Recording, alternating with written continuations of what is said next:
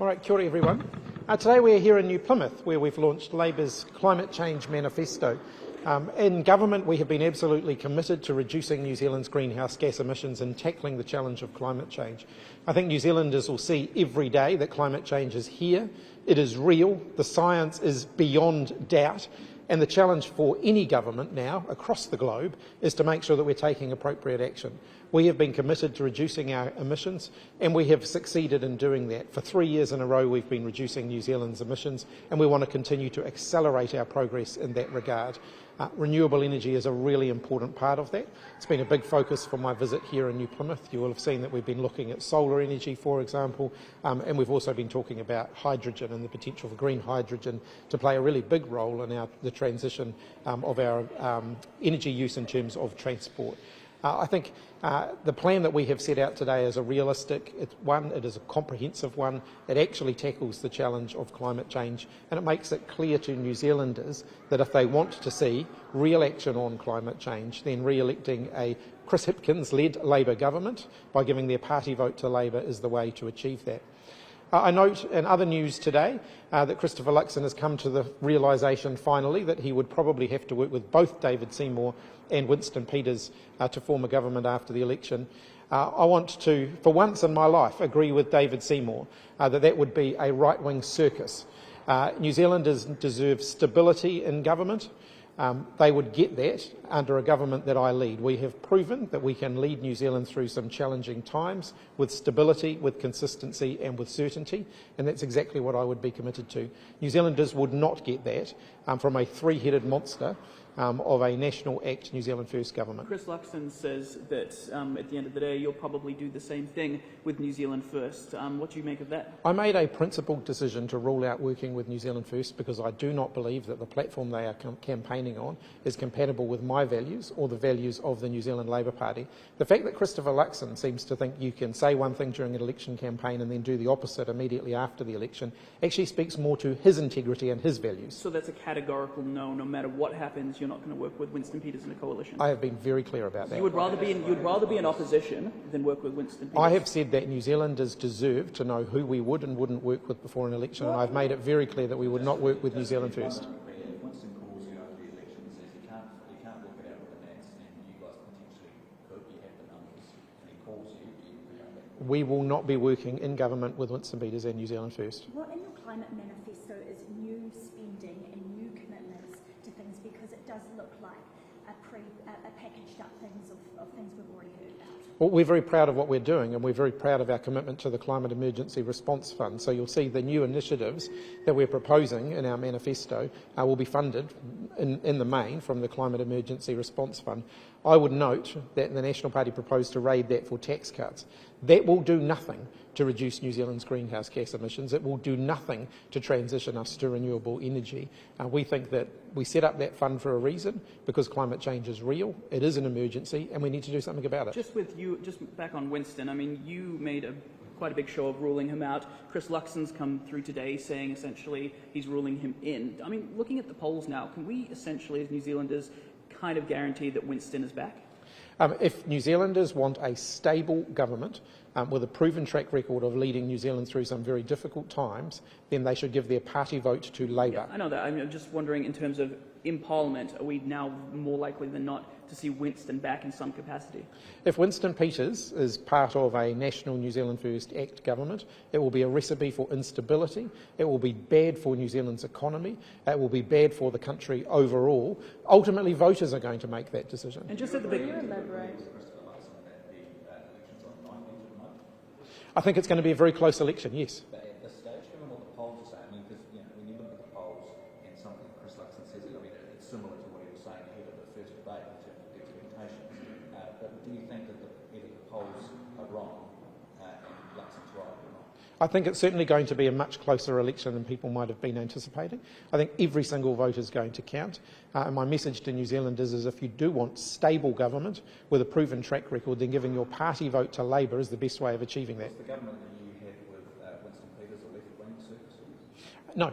So is this on its own enough for us to reduce half of our emissions, reach that 2030 target? Sorry, what was the... Sorry, I missed the first plan today, is that enough on its own to reach that 2030 target? The plan outlines the framework for how we're going to make those decisions. We're absolutely committed to our second emissions reduction budget and setting an emissions reduction plan in line with that budget. Can you detail some of the calculations you've made about what National's promises are on climate and what the holes would be and what that would mean? The National Party has massive holes in their plans and their budget when it comes to climate change.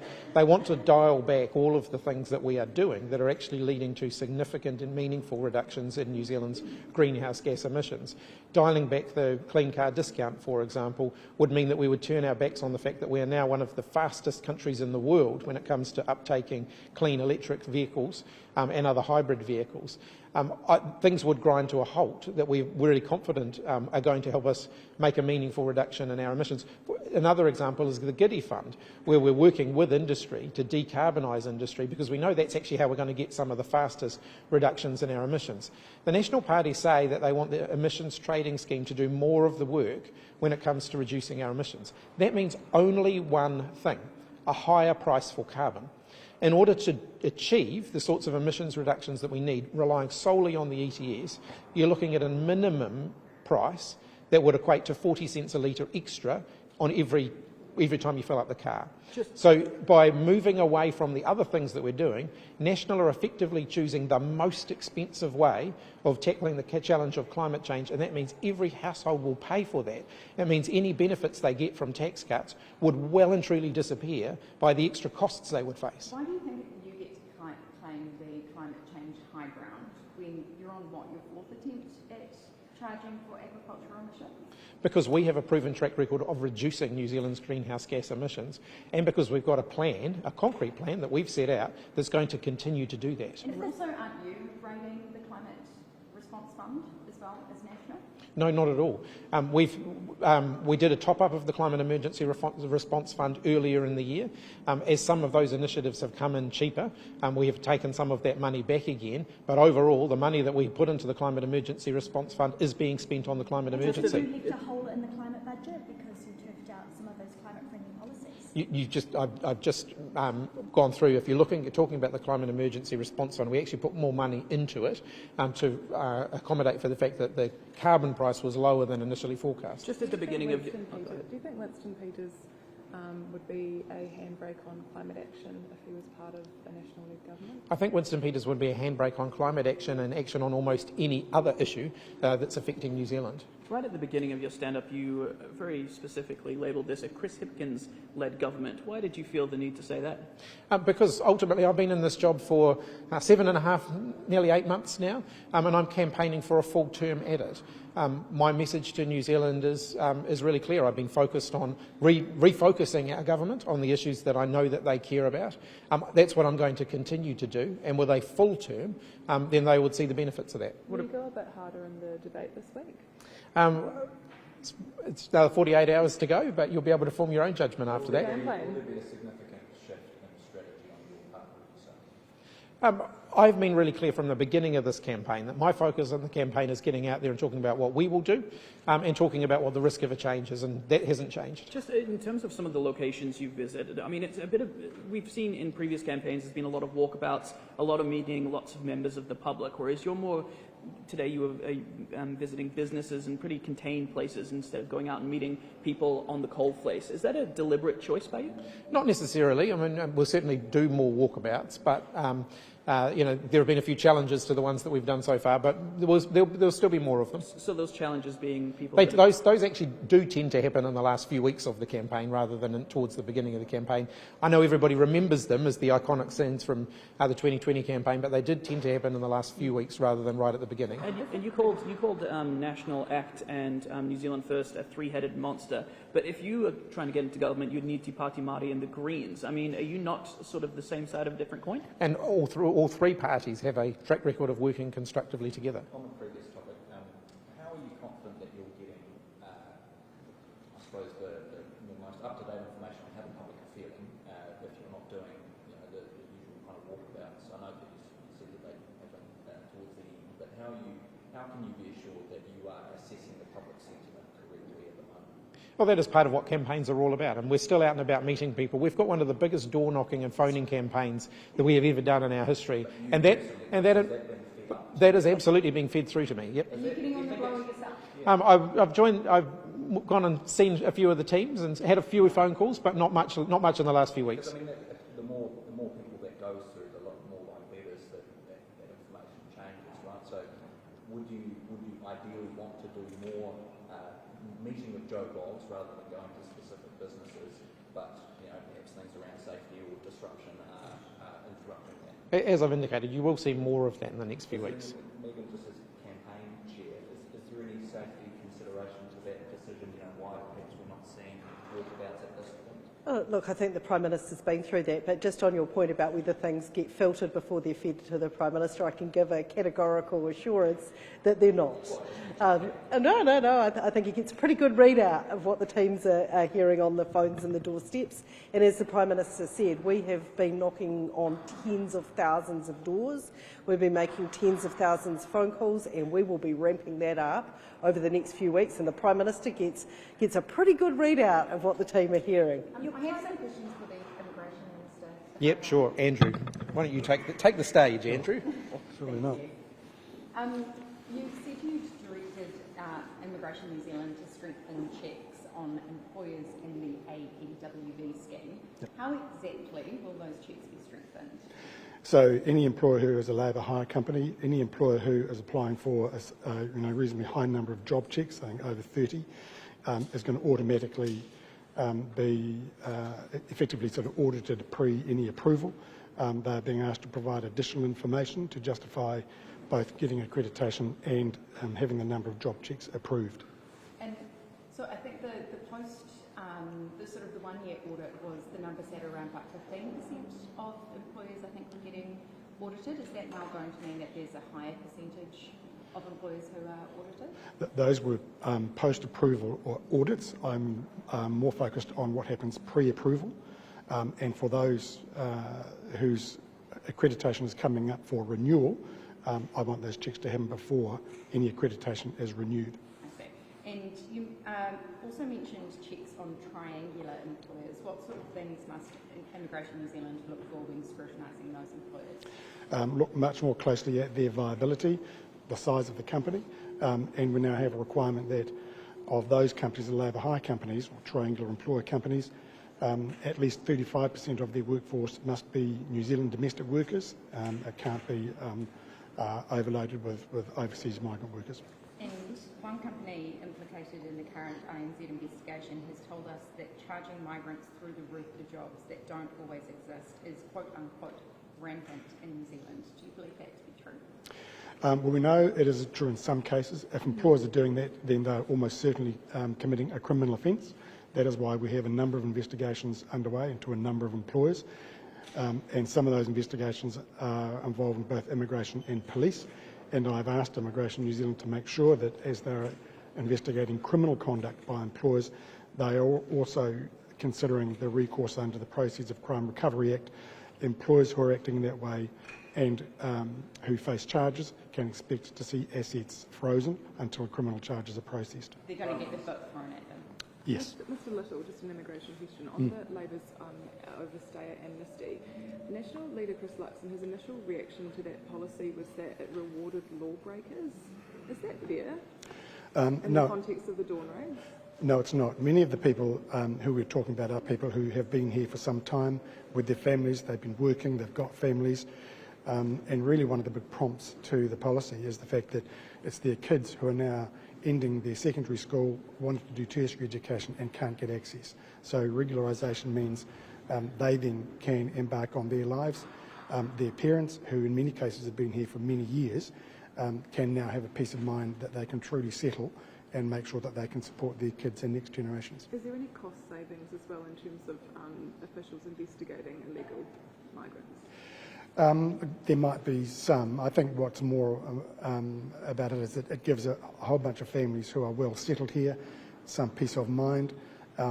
They don't have the anxiety and sort of the self-limiting behaviours that they might otherwise have, including limiting their children's opportunities because of their concern about their irregular status. Would they go to the front of the queue ahead of people already in the queue? Well, the policy, if we get the opportunity to implement it, means that they would apply, demonstrate that they have been here for more than 10 years and meet the good character requirements, and then they would get their visa. Resident visa? Resident visa, yeah. Yes. Thanks, Andrew.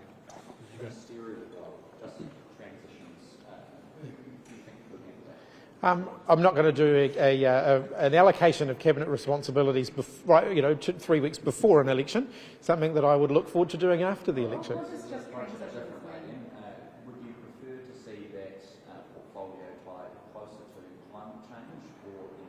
So every portfolio in government has to have a climate change focus. That is the reality. Every minister is a minister for climate change. Now, yes, we have a minister that has a real focus on driving that through and making sure that every other minister is doing what they need to do. Just transitions is a vitally important part of that.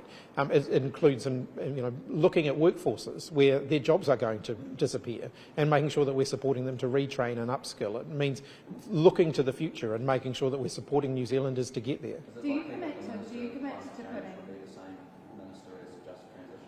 I wouldn't say that they couldn't be the same person, but it's certainly not guaranteed, and it could well be a different minister. Are you committed to putting the climate change minister in cabinet this time around? Look, that's going to depend on the governing arrangements post-election as part of a negotiation. Because it's becoming an increasingly economic portfolio, it's important to have that person sitting at the nerve centre of decision making. Do you not agree? I agree with Christopher Luxon that climate change is a major economic issue. It's one of the reasons why I'm surprised the National Party want to sabotage our economy by turning our backs on almost every initiative that we have taken to tackle climate change. But it's not important enough to make sure that that person is sitting around. The Minister for Climate Change attends every discussion on climate change related matters at Cabinet. If it touches every portfolio, shouldn't they be there? And where there are relevant conversations, the Minister for Climate Change is. You can't make that commitment if they will be around cabinet. I'd certainly like them to be, but that's going to be part of post-election discussions. Prime Minister, your manifesto looks like a lot of the same old carrying on.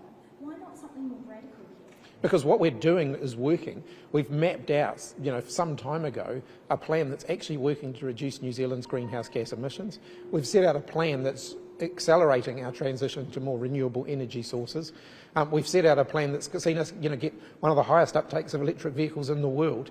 Let's actually continue in that direction. Let's make sure we're driving forward the progress that we've been making. And in terms of new stuff that is in there, I think one of the things, and you would have seen it today, is actually one of the practical steps we have to do is make sure we've got the workforce. We know what we need to do.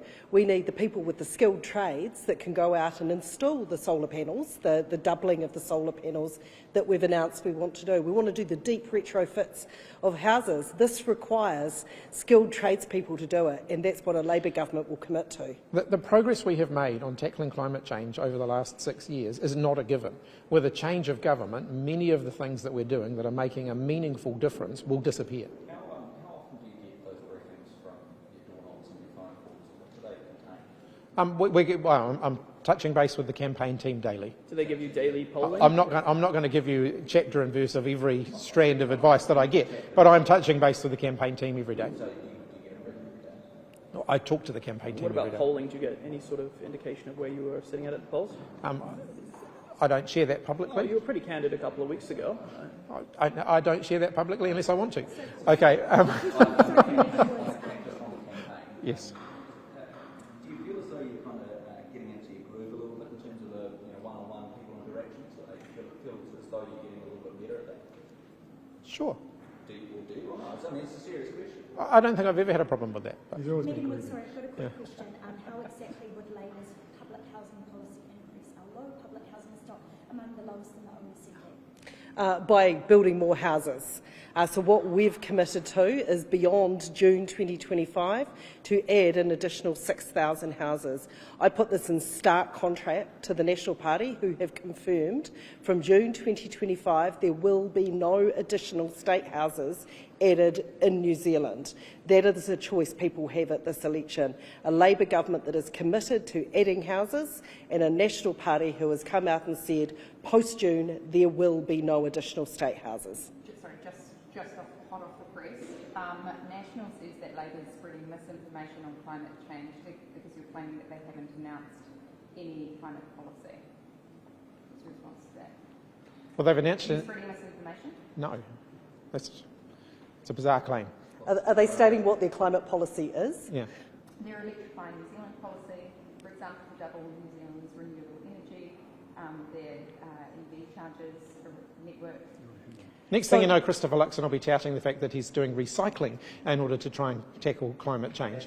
The reality is we've set out today a comprehensive plan to tackle climate change that includes every aspect of the climate challenge. Sorry, just on that, electrifying New Zealand is not a decarbonisation plan. We already have up to 90% renewable electricity.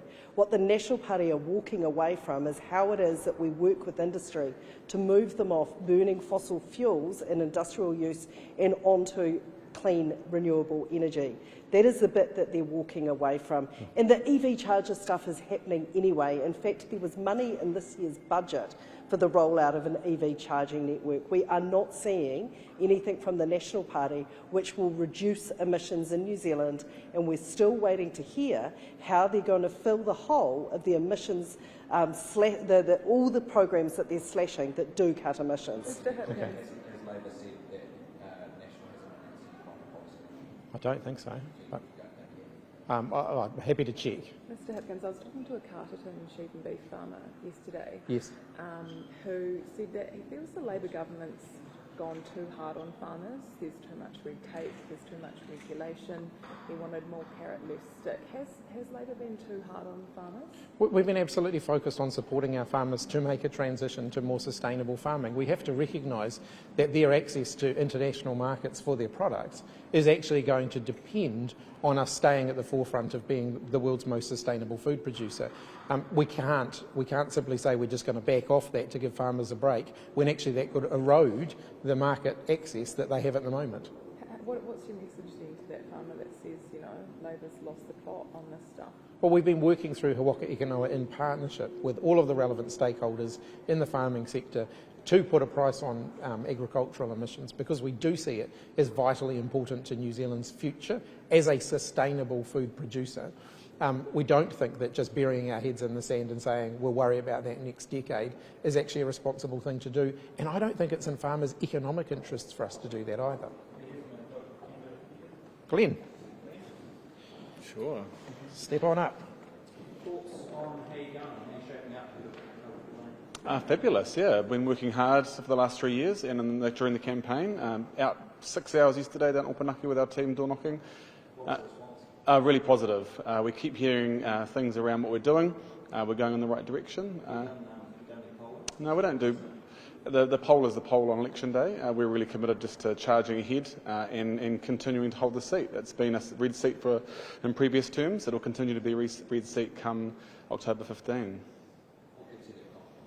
I've just done the work on the ground, been at the grassroots level for 3 years and years before that in my work here in Taranaki. So.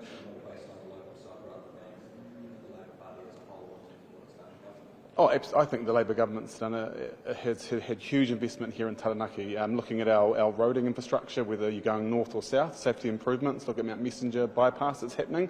Also looking, of course, around our decarbonisation and our energy province.